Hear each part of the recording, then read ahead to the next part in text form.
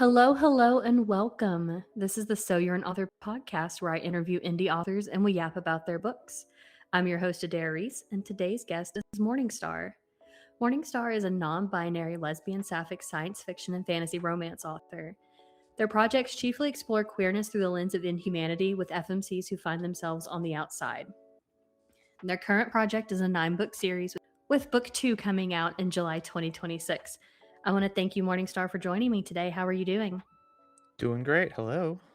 Hi. It's All right. a solid 8:45 at night. I'm ready to go, ready to rock Heck and start my yeah. day, essentially. So, Right. Shout out to the night owls. honestly, the 8 a.m. to 3 a.m. Right. group. And I think you mean 8 p.m. to 3 a.m. group. No, I mean 8 a.m. to 3 a.m. No, Jesus I'm I'm 8 a.m. to 3 a.m. When people are like, "How do you get these books done so fast?" And I'm like, "That's because I don't sleep and then I don't go to bed, and it's a real issue." I sleep for like 3 hours every night. It's totally fine. Yeah, honestly, There's everything healthy there's everything healthy about that. It's great. It's great. It works well. Yeah. So why don't you tell me and the listeners a little bit more about yourself? Sure. So I am kind of a newish author, I guess. I don't know, like then I'll steal your question of like how long you wanted to write. I haven't. I wanted to write for the last 2 years or so. Wait, what year is it? 26? Yeah, 2 years or so. When my daughter was born in 2024, I had to take like a little hiatus on it because like I had just started moving away from like fanfic because like I started my first ever fanfic was like a lesbian it was like interactive fiction group. They're called Fallen Hero. It's a series, phenomenal series. It pretty much cracked my egg and then taught me I was gay and all those sorts of things. Just one wombo combo of like, oh yeah, you're queer as hell, and you're like, oh cool. But I wrote a fanfic for that. And it ended up turning into like an 80,000 word fanfic because I ended up coordinating with another author who we used our OCs together and wrote. Like, it was a whole thing. It was a disaster mess, but it was so much fun to write. And that's why I have like a chief like love for like the second person point of view. But then that was like early 2024. And then I think right after my daughter was born in March. And I think about then was when I kind of started working on what now became Remnants, but at the time was a different book entirely. And it was interactive fiction at the time. So then 2024 was pretty much when I started writing, and then I had to take a little break, and I kept trying to write the Remnant series. It just wasn't working. I kept trying to go from different mediums. So I tried interactive fiction, and then I tried actually making like an RPG, like with like the computer graphic software. Tried to actually coding like in Unity. Turns out really suck at that. Finally said screw this. I'm going back to paper media, literary media. And so I think in 2025, early 2025 was when I said, okay, screw that. We're going to the writing this in Word, or I guess Obsidian at the time. And then couldn't figure that out because that book wasn't working, and that one is gonna end up being another book later anyways because I figured it out. But that's when I said, screw this, let's figure out a new series. And then I was talking to people online, and they were like, so what do you do for a living? And I was like, they're like, is your username, because my username online is Bone Wizard on a lot of platforms. And they're like, what do you do for a living? Is that like necromancy? And I said, oh, that'd be really funny, like a necromancer thing. And then I had the idea, so then that's been downhill from there. So yeah, only about 2 years of writing, which apparently frustrates some people, but I wanted to be a doctor, and I am doing that too, but it didn't realize until I was almost 24 25 years old that I was like, oh, I actually like this a lot more. But I'm in too much debt now to back down, so now this is my dream project and not my full-time job yet. So nice. I think you're the first person that I've talked to who's actually started everything with like an interactive like fan fiction, like interactive media, like storytelling and stuff like that. I think you're the first person who's actually mentioned that. I stumbled into it because I was 2024 was like when I finally started playing Baldur's Gate 3 for the first time, and that also was monumental in telling me how gay I am. I should have realized really early on that I really was like sapphic, because like I just never related to like male-female relationships. It was always female-female relationships, or like that genre, like femininity. And I should have realized early on, but I didn't. But I was in like the Baldur's Gate 3, like I think it was the Discord server, and met some people who were I'm good friends with them now, but at the time they were like, oh, you should read this book, and I was like, oh, whatever, and then I finally sat down to read it, and it's like the interactive fiction, and I've been addicted ever since. So been waiting for that third book to come out, and it's been like 3 years, I think, so I don't know where they're at on that book, but yeah, it was definitely interesting, and it's broken my brain when it comes to writing, because I try, like, especially with Necromantic, is what happened was when I was writing it, I ended up switching into the second person point of view halfway through, like, because I write a lot of Xandria's like internal thoughts, right? And so like I'm writing this, and I'm like, oh, you did this thing, and I was like, I went back to edit the chapter, and I went, I used the wrong person point of view. I'm like, fuck it, she's got a voice in her head now. So that's how that started, and that's why this all became a problem. So so on the angle of writing in second person point of view, have you ever thought about doing a book like that, a la Yes. Alex E. Harrow and like Six Deaths of the Saint and the Everlasting? Because that's what Alex E. Harrow did in those two books, and I fell in love with it, and now I have an idea for that, and I've never written in second person like that before, so like I'm kind of interested to see if you might end up doing something like that again. So the problem is that it doesn't sell. So I have to, it'll have to be like, this is already a passion project as is, like, right, like, this is not a lucrative business unless you make it rich, right? But it's gonna have to be like okay, I'm between projects, I'm gonna knock this out really quick and see how it turns out. Like, that's, and of course that ends up for me, that's what Necromantic was, and it ended up being really good. So I don't know, maybe it will turn out well, I don't know. But I do have one of my other friends, she's working on her debut, and I mentioned it, and she's like, oh my god, I would read that so hard. And I'm like, okay, so at least have one person who will read that. And I would like to, because it is fun to write in, and I think it lends itself really well to an unreliable narrator, which is what I always write, because I think that's more fun. Like, there's nobody who's not a single person is like a reliable witness, right? There's no such thing as reliable witnesses. We're all biased in one way or another, but it's hard to write that in any sort of perspective, except for when you are essentially telling the reader what they're supposed to be thinking and believing, right? You can lie directly to the reader's face with second person point of view, and you're going to get away with it, right? Like, they're not going to know otherwise, because that's just not how that medium works. But you have to be careful about pissing them off too, because like at some point you're going to go, you're going to be like telling them this thing, and they're like, okay, that's obviously not the case, that's obviously not true. But when it's a character that, like, believes it, and while you're experiencing that character, like in their their narration, right, but you're aware that your character is very fucked up, like that's the best part. Like, that's where it fits the best, is where they're like this tragic version of fucked up, where they're not like being manipulative or whatever, they need therapy, like massive therapy. And that's the best to write, and that's what I want to do with it, because like, that's what I did with what I've done so far with my 2 books. But I think it's easier to write with second person point of view, but people don't like it because it's weird.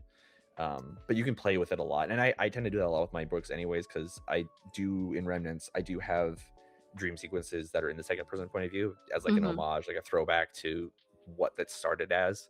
And I think it works because, again, her dream sequences are more lore drop, I think, than actually like confusing blob. So like, I'm giving you lore, but I'm not really telling you who it is or why it is. I'm just telling you, so you can interpret that as it being you the character, or you the reader, or you the person, or whoever I'm talking about, but that's up to interpretation. But I do like writing it that way, and I do like playing with points of views a lot, and we can get to that later. But it's just it's fun. Like, I think writing should be a fun thing to do, right? So if you're having a lot of fun with it, then it's not worth doing. And I think to keep a reader interested, it's good to kind of shock them with differences. Because and not to talk about any other books, but like a lot of our, like the genre, like romantasy genre, is in third person point of view, save for a couple that are in first, and it works. It's perfectly fine, especially when you have a ton of lore. You have to do that, but you hit them with something weird out of nowhere, and they're gonna think about that for a while. Like, that's gonna stick with them. And I think second person point of view can be really good at that too, where you kind of shock them with something where they're like, what? That's not normal, like that's not right, and that will stick with them longer than anything else might. I can actually attest to that, because going back to Alex E. Harrow, when I listened to Six Deaths of the Saint, I did not know that it was in second person at all. I just knew that it was a short story of theirs. I knew that it was like the inspiration for the Everlasting, and I had been listening to a YouTuber called Reads with Rachel, who talks about the Everlasting all the time, and I had no idea what I was going into with either one of these. And I listened to the Audible version of Six Deaths of the Saint, and it's like not even an hour long. And I literally thought about it every day for like forever after, and I still think about the Everlasting at least once a day. That and Project Hail Mary, which is third person, but those two have been like stuck in my brain recently. So it's like I know I'm not going to spoil this for anybody who hasn't read Gideon the Ninth, but there's the second book, Harrow the Ninth, that does have a moment where I think the perspective shifts, and it's that moment where you realize, oh my god, like you've been kind of lied to the entire book, which again is kind of a lot of my draw from my book, is kind of like the idea of there being this underlying thing going on the whole time, where you go back now to read the beginning, you're like, oh my god, I should have noticed that. But like that was a thing in Harrow the Ninth where it was a shift in perspective from the, I think it's third person point of view to a second person point of view suddenly. And I'd been getting this idea the whole time, like, okay, something's really off about this book. And then it shifts on you and you're like, oh my god, yep, I see it now. But it's just really good. And I think more authors should be encouraged to take that leap, because I think a lot of people are afraid of like doing something different enough that they're like, oh well, my genre does this thing more often, I should stick with this because those readers like. Screw that, do something fun. Like nobody's gonna remember you if you continue doing the same thing over and over again. Do something weird. Like being weird is the best part to be about this, like this career we have, Oh yeah, no, I 100% agree, which is why I'm writing some of the stuff that I'm writing. Like it's like some of it's going to be just, in fact, that's why my fiance and I are doing a comedic audio drama, is because like a whimsical comedic audio drama, is because we just want to have fun and be weird. Right. So no, exactly. Like there's no point in doing anything if it's not fun and weird about it, That's right. Just the whimsy of life, right? Right. And trust me, we all need to be whimsy maxing at this point in our lives. Yes, we do. So you've brought up the title of the book. I'm going to bring it up again. Your Yes. book is called Necromantic. It is. And I want to talk about that a little bit more. You've kind of touched on your inspiration, stuff like that. But when you were writing Necromantic, did you plot it or did you pants the whole thing? Yes. Yes. The answer is yes. You did both. So actually, do I have the other book here with me? No, I don't. I don't know what's that. So I have in my like bookshelf, I have each draft that I've created. It's my plan going forward is having like a paper copy of each draft. And I do them like with the B&N press, and they do them for free or for really cheap. But anyway, so the first draft was 370 something pages, which pretty chunky anyways. Like that's a pretty good sized book. That was about 80 or 79,000 words, I think, when I first finished that, and that was entirely pantsed. What I like to do a lot is I'll start pantsing it. Like I'll have an idea and I'm like, okay, this is a good idea, let me just see if it works, right? So I'll start typing, I'll do a couple chapters, and then I'll go, this is good, like I like this, I'm enjoying this is really good. So then I'll sit down and I'll take a couple hours and actually like fill in the details, like give myself a middle and ending, like find a cool ending that will be shock and awe value. Make sure my characters have their happily ever after, right? Like that's, I have the things I have to do to make sure this is going to be a good book and that it'll fit my brand, right? But then I have to be whimsical about it, so I have to add in some weird shit to like keep the reader guessing and to like give them like these, and it ultimately ends up being that I end up connecting it all back to my one universe that I have, right? Like I'm gonna just be like, how do I fit this into this nonsense? But with Necromantic, because of course it was kind of it wasn't the genesis of it, I guess, but it was definitely the reason why it turned out the way it is. So I did start it off with pantsing the hell out of it. Got to about 3/4 way and went, I don't know what's happening anymore. I've lost the plot. Like the first draft, like there's like I know you read it obviously, but there's like the Hellsynth journey, right, where they're in Hellsynth. That takes an entirely like 90-degree turn. It goes a completely different direction. Like there's no gems, there's no there's a little spoilers I guess, but there's no gems, there's none of that nonsense at the end, which I think is where the chunk of like the big moments come from now with the second book or with the second draft. So that was all different. And I ended up having my wife read it, and she gave it a solid 3.75 out of 5. And I went, hell yeah, that's still pretty good. I mean, honestly, that's amazing. Yeah. And then I was like, okay, so I got to go back and fix this. So I ended up having like a really long conversation with a couple of my author friends, kind of a development and dev editing session. It turned like 7 hours of my computer. There we go. 7 hours of like talking about this thing, and came up with essentially the third act of finishing this out. There was no plague in the first draft at all, which is a huge point. Now there's a plague, and now there's all sorts of other stuff. So it was pants 100% at first, and the full draft now was 610 pages, so that added about 200 pages to it, which is nuts. And now it's a chonky little thing. Yeah, necromantic like in person is like a big chonker of everybody of that's a book. gotten it, they just like, this thing's thick, and I'm like, I know. I said the same thing when I got it too, because like I got it in the mail. I was like, damn, like this thing, you could hurt someone with this. Like it's 2 pounds, like it's pretty thick. So definitely pants 100%, and then got my act together and then plotted it. And then it's funny, so now, if we, just to jump quick to the book coming out in July, like that book was 100% plotted. And I think you can tell because I've had to do very minimal editing myself when it comes to like the second draft. Like I'm working on that right now. I'm adding 3 chapters, I think, because there was something that wasn't fleshed out well enough. But that's gonna turn out probably 120,000 words, and that wasn't pants at all. That was plotted beginning to end. At least I knew like chapter-ish by chapter what I wanted.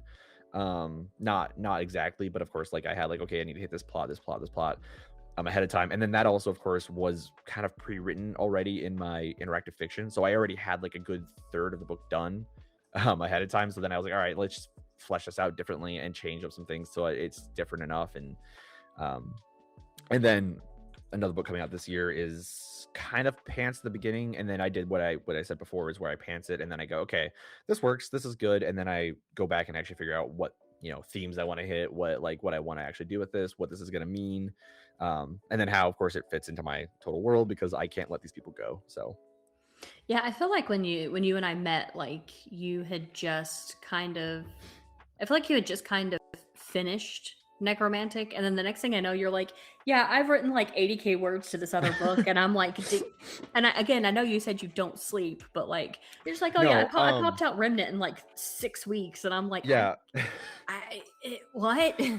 Like, wow. So like I hate bragging about it, because like I feel like people are just like, oh my god, I struggle, like, because like I'll watch like some authors, and it's like everybody's process is different, and it's perfect. Oh, yeah. Like you do your thing, but I watch people and they're like, oh yeah, I'm out 30,000 words, and I'm like, you were at like 25,000 before. Like, am I in trouble? Like, am I okay? Like, why am I popping this out so fast? Like, is something wrong with me that like? Well, I think with Remnant, the reason you popped it out so fast is you already had a third of it basically done, and you plotted it, and like you kind of knew where you were going with it anyway, so it just made sense for you to sit down and write it.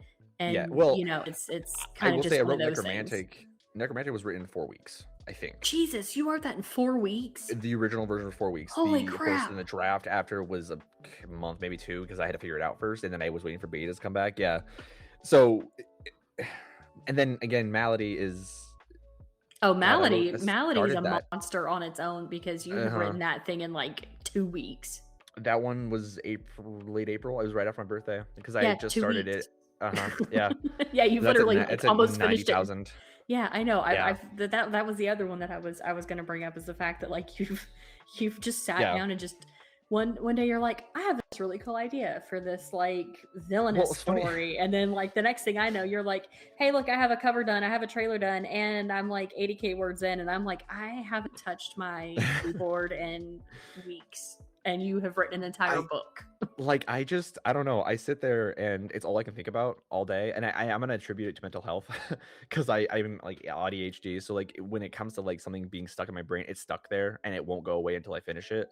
And I'm very thankful that I'm not sick of these people yet. I'm not sick of my characters at all. Like, and I think what I did that was good is that I have 3 different genres essentially that I'm writing. I have the romantasy in Necromantic. I have pretty much urban fantasy sci-fi in Remnants, and then I guess Malady is more modern fantasy. Like it's definitely like it's superheroes, but it's more set like Marvel Universe style, like where it's not incredibly futuristic, and I can use words like CNN and I can talk about McDonald's and it's not out of place. Yeah. But like I have different genres that I'm working on, and so I'm not pigeonholed, and I'm also like like Malady really was the gist of it was I wanted to write a like who did this to you scene, like where the main character is pissed off at her lover, her love interest, right, and the love interest comes crawling back and is like bruised and broken, and I wanted like the crash out scene after that, right.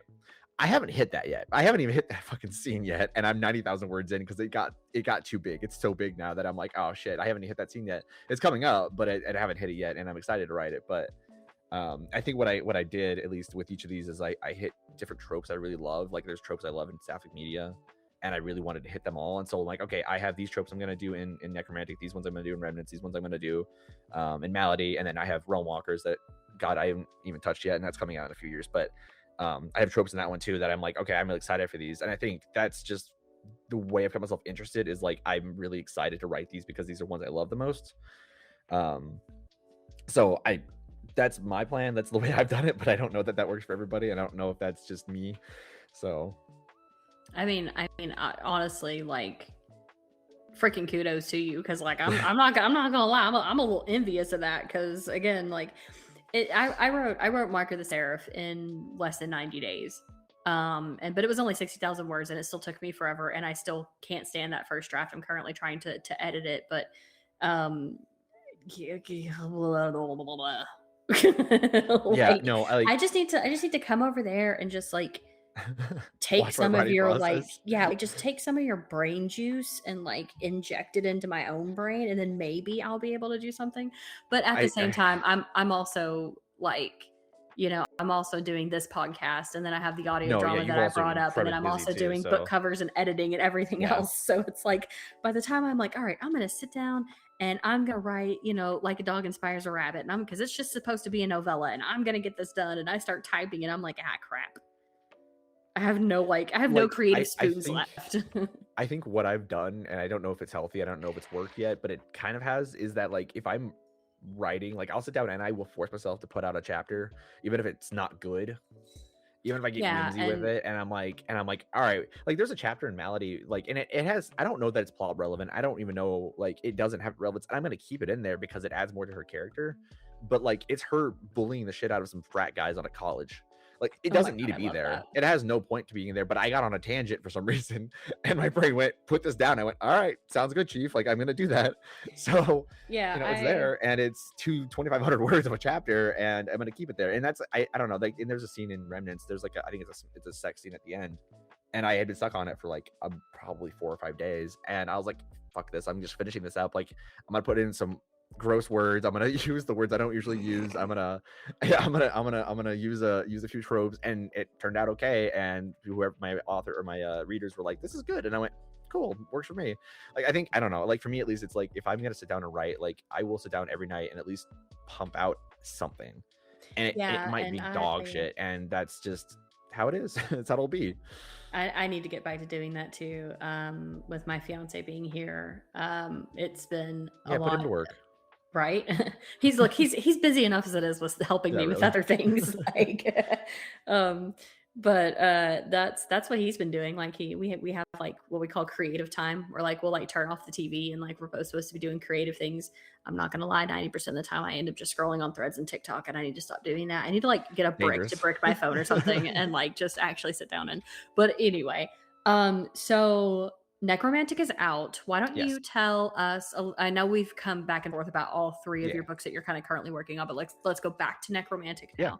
Why don't you go ahead and tell our listeners what that book is all about? Because obviously I know, and we'll tell them why I know a little bit more about this than other things a little bit later on. Sure. So yeah, it's I would say it's a comfortable romance. Like it's definitely a comfort book to me. Like I think, I've had a couple readers say like, oh yeah, this is what I was reading at night. And I'm like, that's kind of what I wrote it for. Like it was supposed to be like, okay, so pause, let's go back.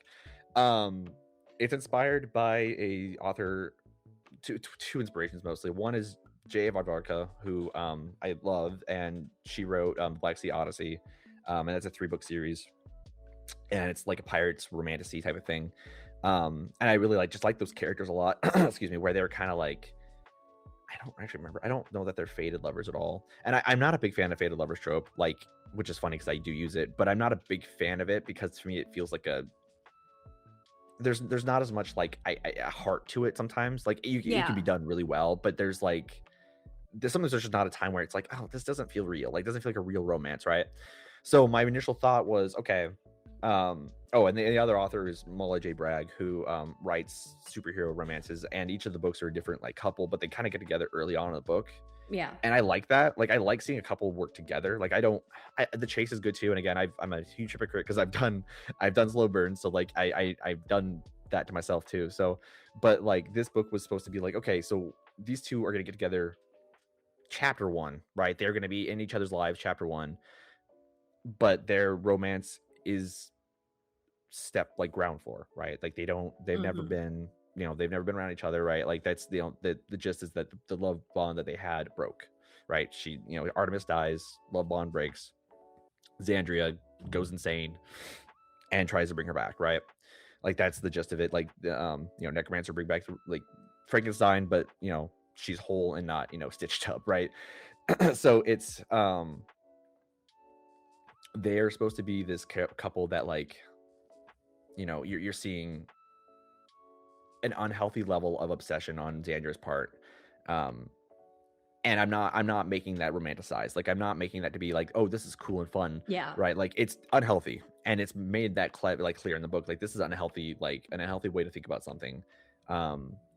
And she puts Artemis on a pedestal from the beginning, right? Like she's perfect, she's pristine, right? And I will say, I've noticed this when I went back to read this, like Artemis doesn't have much of a character arc. Like she does, she has a self-confidence arc, and obviously her identity's gone, so she has to worry about that too. But she's got this obsession with putting her on this pedestal and saying, okay, you're perfect, you're perfect, you're perfect. And Artemis isn't, right? And she knows that. Like she's like, I don't know who I am, but I do know that I'm not. Like I've done things, and I could tell I've done things, and I don't know how I know that.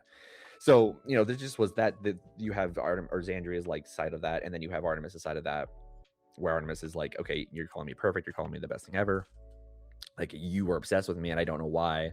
And then having them kind of like actually come into that relationship of going, okay, so you are obsessed with me, but also you have like your own qualities that I'm starting to like too. Like you're protective, you're steadfast, you're loyal. Like there's times where Xandria is very obviously out of her mind, and then she'll switch and she'll flip to this switch of like protective, loving, caring, serious nature. And of course, when you want Xandria serious, that's scary. That's like when Batman jokes. Like you don't want Batman joking, you don't want Xandria serious. Like that's dangerous for everybody involved. So anyway, so that's the gist of it. And it's hard to explain a lot of it without giving a lot away. So I mean, I think that pretty much sums it up. And it's it's so funny the way that you talk about it, because you also don't like writing blurbs, and I can tell. No, because like everybody else that I've talked to, they've just like kind of like read the blurb of like, well, like what might be on the back of their book and everything. And meanwhile, you're just like, yeah, so here's how it is, and you just I hate blurbs. I hate them so much, and I know everybody hates them, but everybody like bows to the blurb king. I don't bow to the blurb king. I will not write a damn blurb. I'm not putting it on my back of my book. I think it's so funny.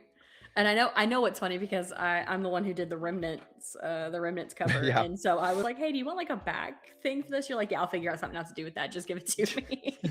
Yeah, put it blank. I'll figure it out. And it's actually, I don't even have it. I don't print yet, but I do have it back done, and it's some encrypted bullshit. I think it's like when the gods have fallen, who's left to rule the heavens, or something like that. And I'm like, that's dumb, but it'll work.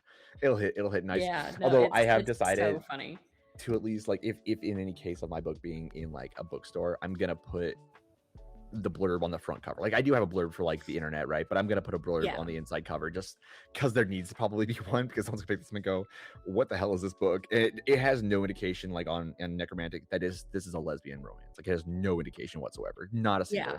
Like I think one of my first readers thought Xandria was a guy at first, until there was like a conversation about her boobs, I think. And I don't even know if I mentioned her boobs, but I think I mentioned something about a chest, and she went, oh shit, she's a woman. And I was like, yeah yeah, she is.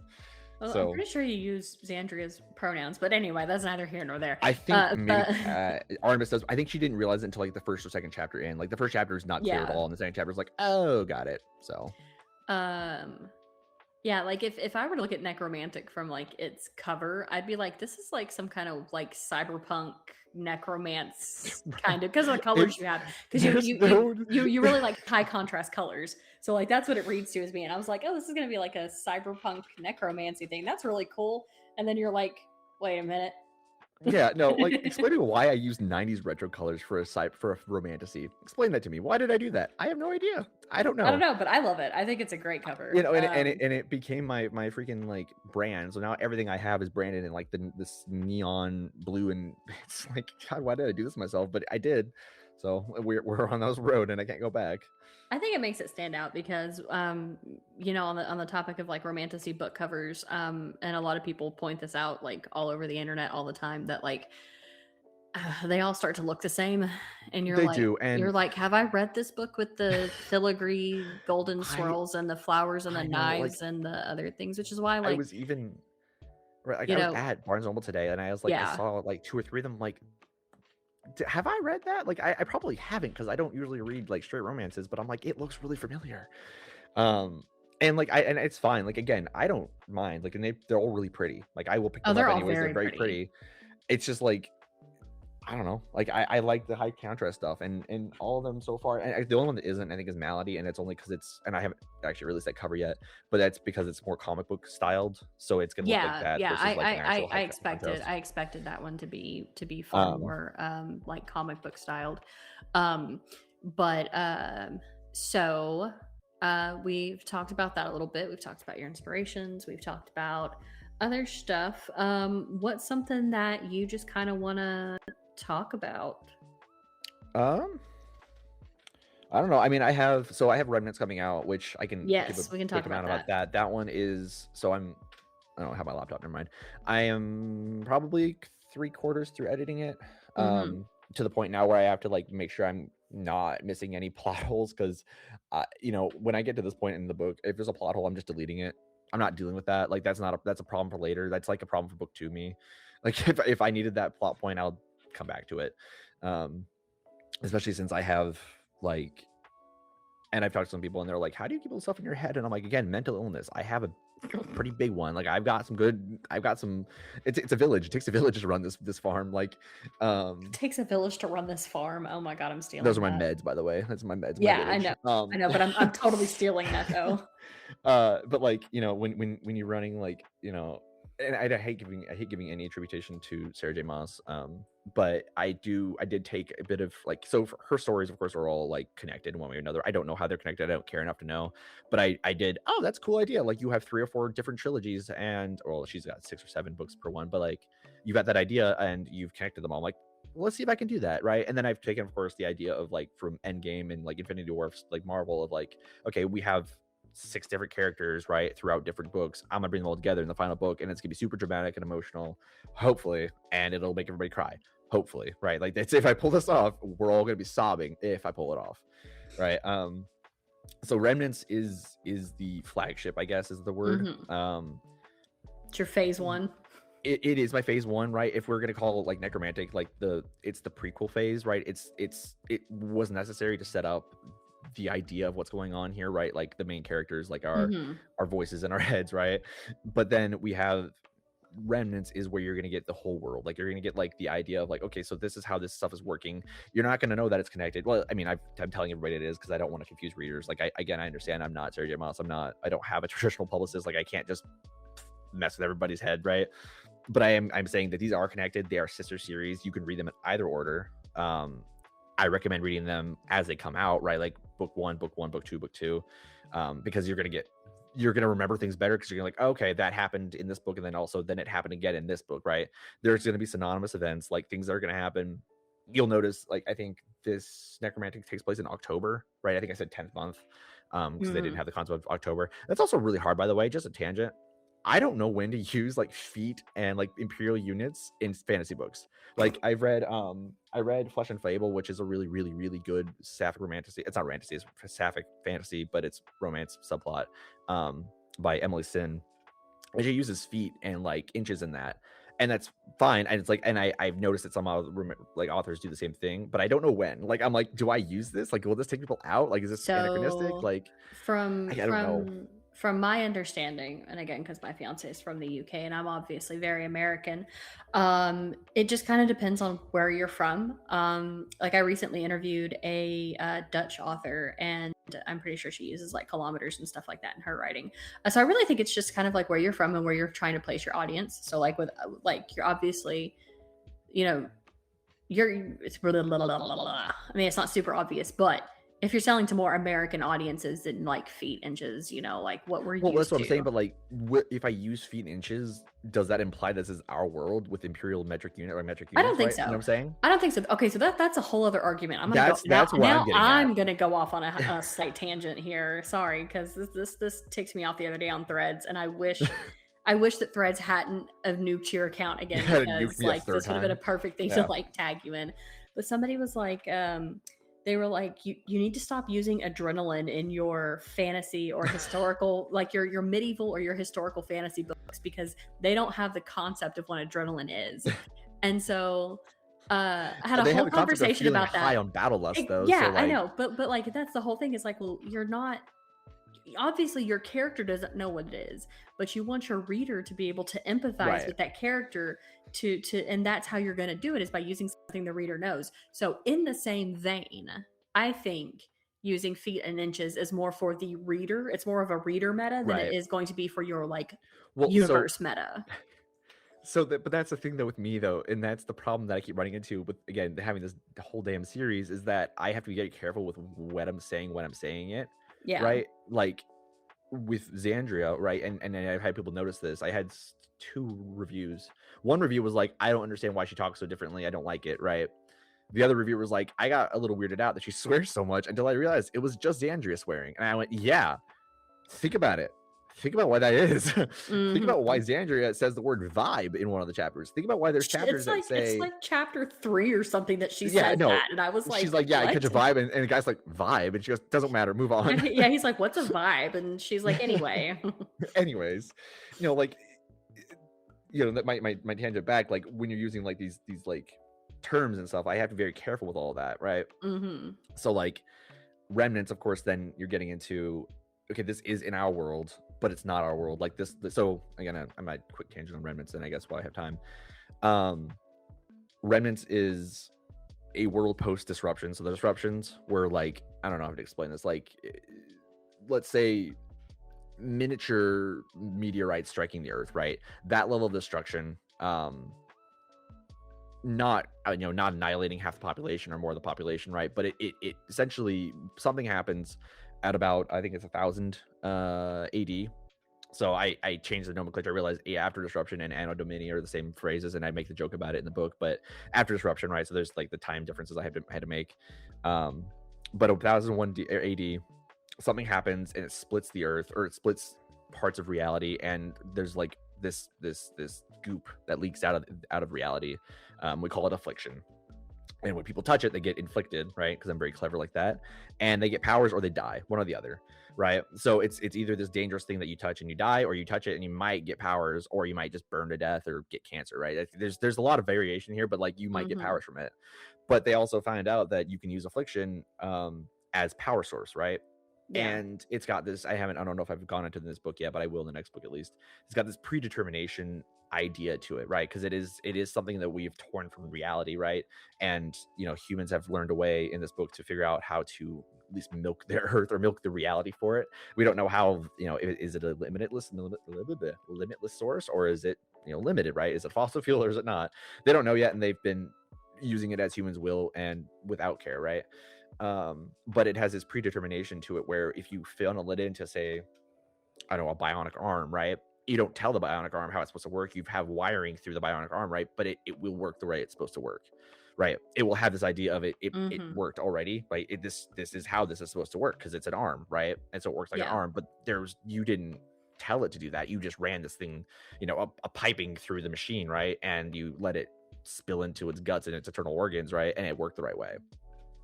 So that's how like this affliction works. And then 1900 AD, so would have been 1900, like as in 1900s, like the way we understand 1900s.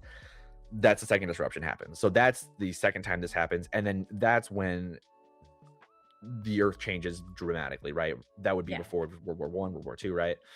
So that's where we have the Affliction War. That's where we have these things called remnants, right? And they're remnants, they're those who remained after the disruptions, and they're the human, super metas.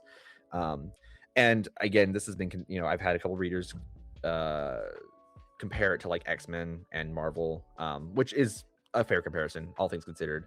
I've called it the lesbian X-Men, because the idea is that the remnants aren't being like, they're not treated very well, of course, because they're mutants. But they are, godlike at times. Like there are the three main ones that are, talked about in the book, and they're very, very powerful, right? Two of them, to the point of which where they're so old and so they've been there so long that it's not quite sure if they've ever existed in the first place, right? So the gist of it is that our main character, Arya, she is a private detective with the New Chicago Police Department, and New Chicago being one of the few city states that remains after these disruptions have happened and after the wars have happened. Things have started to settle down, but they're still, we're in a militia type, faction type area where things are settled with violence and violence only, and there's corruption up the wazoo, right? We're talking like cyberpunk level stuff, right? It initially started as steampunky, and then I realized that we just say fuck the genres, right? And there's city states that function as different genres. Like book 2 is going to be in like a more Western style. Book 3, I don't know yet. I haven't got that far. But she's a death type affliction specialist. So she is the only one that she knows of that has the death type affliction. The gist being that every affliction type follows a pattern of elements, so like earth, air, wind. Nope, I said that. Yeah. Earth, wind, fire, and water, as the main gist of the normal ones, and then there are the more powerful ones of life, time, space, probability, and then death in this case, right? So she's the only one that we know of death. The gist is she gets introduced as somebody who can speak to the dead after they've died, right? You can see the final moments of a person's death. You get a little bit of a glimpse of that. Sometimes you can get the words of like right before they died. So she's basically getting a body, and is like this private detective. And then a couple hours later, another body drops, and so there's a completely different murder, but it has patterns and similarities. And so she's trying to figure out, alongside her homicide detective that she works with, kind of how this works and how it's going on. So and of course, because I like to lie to my readers, this is all a ploy. Like everything's a ploy. I have got this is not how it's going. This is not really a murder mystery. It is definitely a mystery, but it's not a murder mystery. So heck yeah. So yeah. And then I've got Malady that comes out in October, or it's probably gonna look like December at this point. I've been saying October, but because it's already 90,000 words done, and I know it's going to get closer to 160, and I know I'm going to have to edit the shit out of it. It's going to be closer to Christmas time when it gets out, but that one's... I mean, still, that's 3 books in a year, and that's like... You're going to love hella this. Fucking crazy. That one's going to be a duology, so I'm going to release that one as 2 books back to back. I'm going to do like... Yeah, tell me about it. I'm going to do the first one probably as close to December as I can do, and then probably a month and a half after I'll do the second one. I demand an ARC copy, but anyway. Of course. I like how you're like, of course, I'm totally going to do that. Yeah, and that one's like Deadpool-y. The gist of that one is that really quickly is a Deadpool type character she's not insane. She's just very autistic and very ADHD. She doesn't know that, of course, because no one's ever been ballsy enough to tell her that. But she's got the justice sensitivity type of thing going on, of course, to the extreme level, so she can't let things go. And that whole one was like, I really want a character who's not going to apologize for being violent and being like, I'm going to solve this problem with violence. And I don't care that you don't like that. Suck it up. And she's never going to actually apologize for that, right? We're never going to have her come, on both knees to her love interest and say, I'm so sorry, I didn't mean to do. No, love interest is going to have to come crawling back to her, right? That this is, she's in the right here this entire time. And I'm gonna make sure you know she's in the right the entire time. So yeah, I wanted a character like that. So I have a character very similar to that, that my quartet is based around, where it's like there is no love interest though, but she's very much, she will always be a villain. She will never be redeemed, and y'all are just gonna have to deal with that because that's just who she's gonna end up being.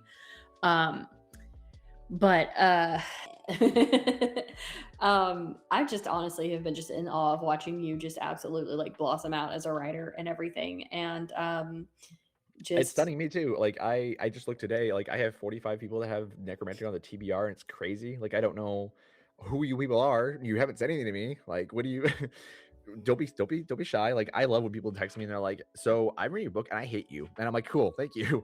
Right. Appreciate that. Or like one of my friends, like she literally, like I sent her like the updated version of Malady, and she just sent back a picture of herself crying, and I was like, hell yeah. You're like, I've done the thing. I did it. Yeah. Yeah, So my favorite thing. Go ahead. Oh, is it Necromantic just has like the beginning of it's pretty tame, I think, as far as like sad parts go. I mean, there's some parts where like I cry, in the beginning, but like the end is like I'll get texts and people are like, you're evil. And I went, I'm sorry. Like, but I'm really glad that you felt the same way, because like there's times where you're sitting there writing at like 2 a.m. You're like, is somebody gonna feel this way about this? Or am I just crying because it's 2 a.m. and I'm sad and I'm tired? Like, is this actually that sad, or am I being melodramatic? And it turns out usually you're not being melodramatic, and it is just that sad. Oh yeah. There were a couple of points where I was just like, oh, I can't stand you right now. So for our dear listeners, the reason that I have read through Necromantic before, and I haven't done that with any other authors, is because Mourning Star and I are friends outside of the podcast as well. Like we're in a couple of Discord servers together, and we've been working together on some things. Like I said, I made the cover for Remnant. I also am working on the second. It's gorgeous, by the way. Yeah, I'm also working on redoing some stuff for for Necromantic 2, and I will be the official narrator for all of the Necromantic books, audiobooks. So that is something big. And I'm also doing behind the scenes of everything else, and why yes, because of course I don't sleep, read so you can't either. So I'll keep pumping out these books so you never get to sleep. Yeah, just keep writing them, and I'll just never, ever sleep. But if everything goes according to plan and I can get that done, bar getting another traditional 9-to-5 job and everything, I'm hoping that by the time you're releasing the Malady duology, maybe around that same time or at the first of 2027, you'll be releasing the Necromantic audiobook. God, I can't wait. I want to listen to an audiobook so bad. Like that's kind of that's kind of the timeline that we should be on. No, the audiobook takes so long to release. It's crazy. Like it's such a project. And then it doesn't help that getting on the audiobook thing just for half a second, that ACX is royally screwing over audiobook narrators with their royalty split and how they're changing all of that. Like, I'm just like, man, I chose a horrible time to get into this industry. Well, like I was looking for somebody for Remnants, and I'm like, they won't take royalty under 40,000. And I was like, well, that's not gonna work. So I'm like, shit, then I have to afford it full time, and it's like, damn, that's a lot of money to hire an audiobook. It is a lot of money. Because I would love for you to do Remnants too, but that would be like 6 more books on top of everything else, and you act like I'm gonna complain about that. No, that's true. So far, you're my only audiobook client. That's just because they haven't heard you yet, and I'm gonna take full advantage of that. You're like, I'm gonna keep it there all to myself. Just stick you in a little cage and make you sing for me, But it also words. Right. It also helps that, like I said, my fiance and I are doing this comedic audio drama, so I'm getting like more used to doing voices and stuff. So, right. But anyway, that was my other side tangent for all of it. No, the audiobook stuff's a mess too, and I think I saw some of my threads right before they nuked me. That was like, why don't people they did that for a third time? Dude, I'm gonna start a fucking new account tomorrow. I'm so pissed about it. I'm gonna come back. You should send them this episode when it releases. And be like, I'm a real person. I'm a real fucking artist. No, I saw someone yesterday or a couple days ago on threads, and they're like, yeah, so why don't people do more like dual narration? And I'm like, do you understand how much it is for one of them? Like one person to do this? It's like almost $2,000 for most artists. Like, it's a shit ton of money. Like, it's not possible.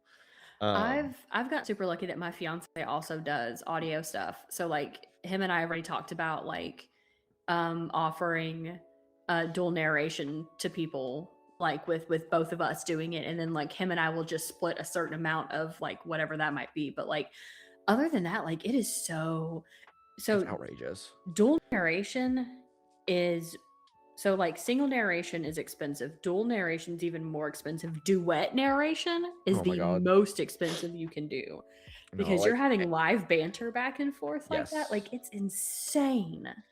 I've the only ones I've ever seen doing it, and that's only in the sapphic world, are like the big name ones, and it's like Haley Cass and like JJ Arias and like those big names that are like everybody knows these names, and they've got like Lori Prince and like a bunch of other people on those and it's like, yeah, of course they're the ones doing it. Like they're the ones with the money to do it and the time and the expenses to do it. Yeah, no, we're all here going like twiddling our thumbs, going, okay, so how do we figure this out?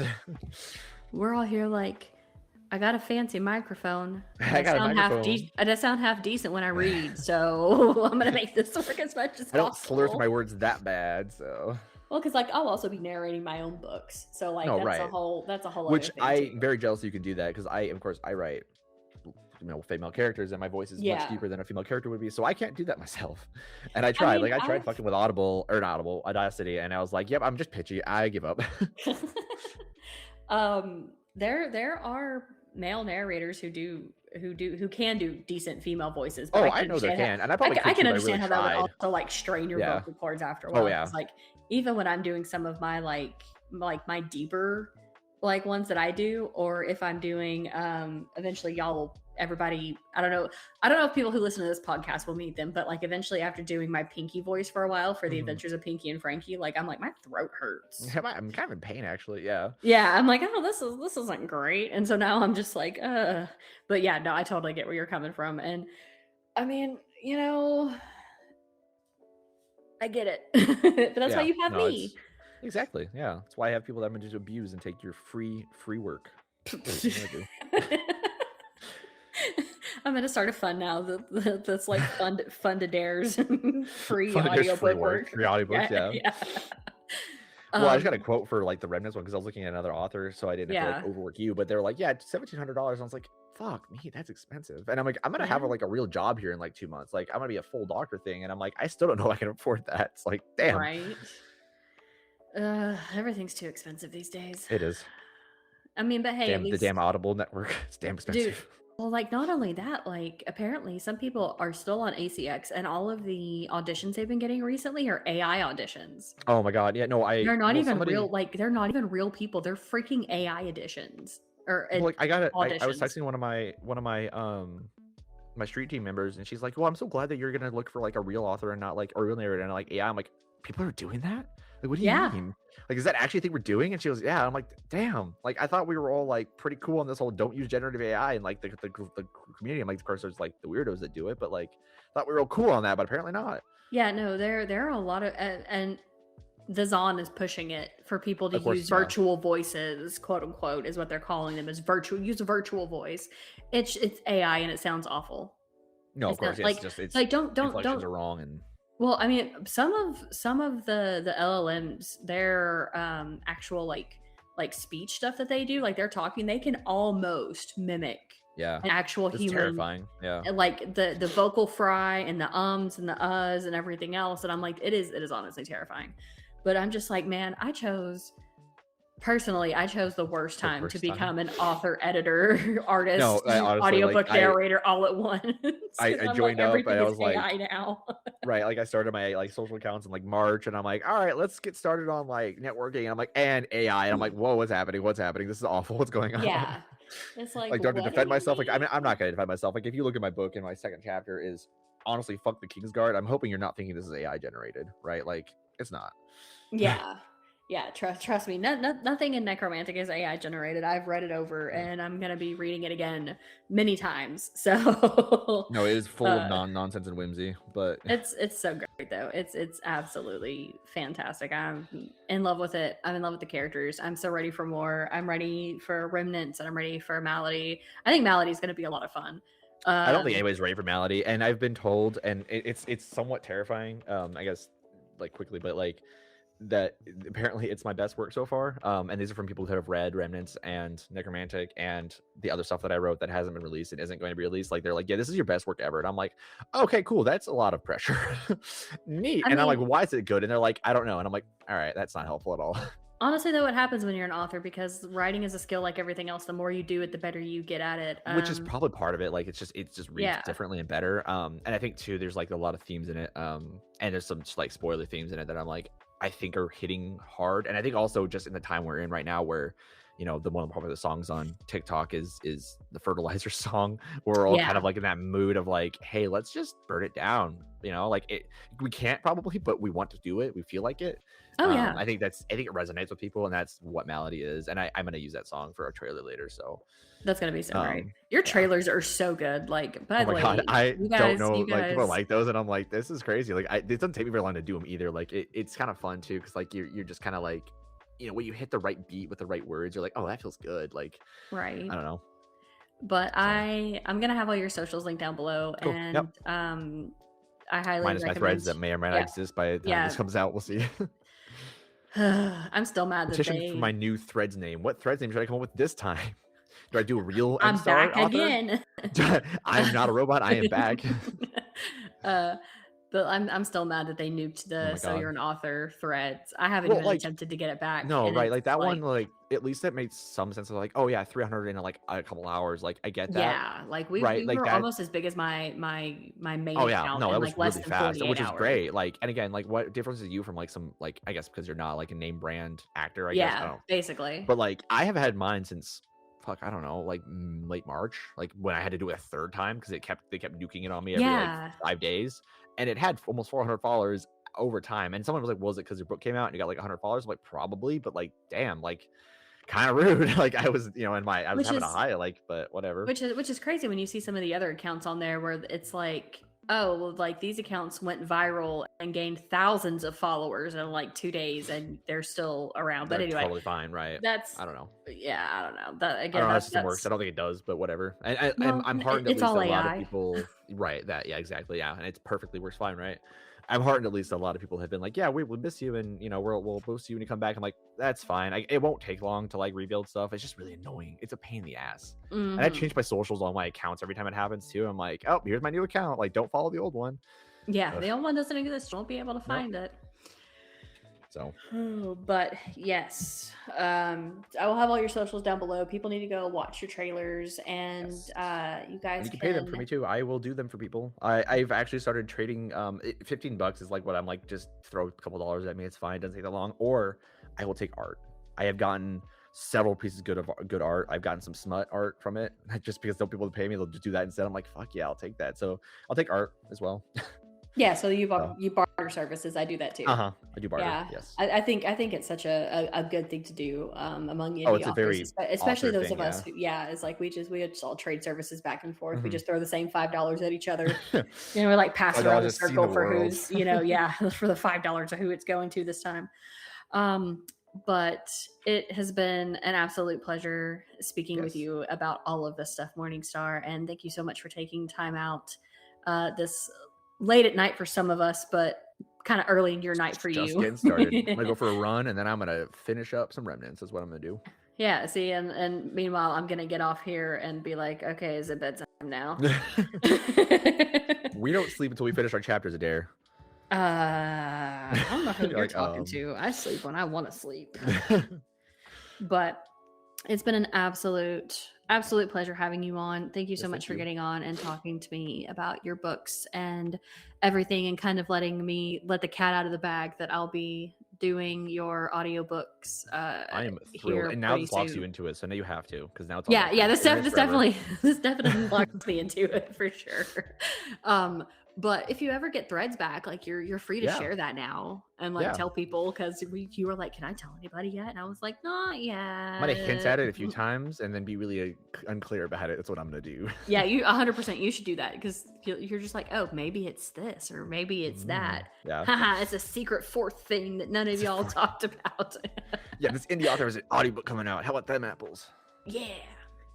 All right. Well, then I will see you around in the Discords, and I'm looking forward to everything. And everybody, don't forget, Necromantic is out now. Remnant will be out in July of 2026, and the Malady will be, as long as I get my shit together. Yeah, and the Malady will be out closer to the end of the year. So make sure you pay attention to all of Mourning Star's socials and everything. And I will see you guys. We'll be back to Necromantic after that. So and then we'll be back to book 2 on all of them. All right, I will see you guys next week. Thank you again for listening to the So You're an Author podcast. In the description, you will be able to find not only our socials, but also the socials for the author that we have interviewed in this episode. And as always, dear listener, without you, there would be no podcast. So if you could please like, share, subscribe, comment, or help other listeners find the podcast in any way, shape, or form, we really appreciate it. Thank you again for taking the time to listen, and we will see you next week.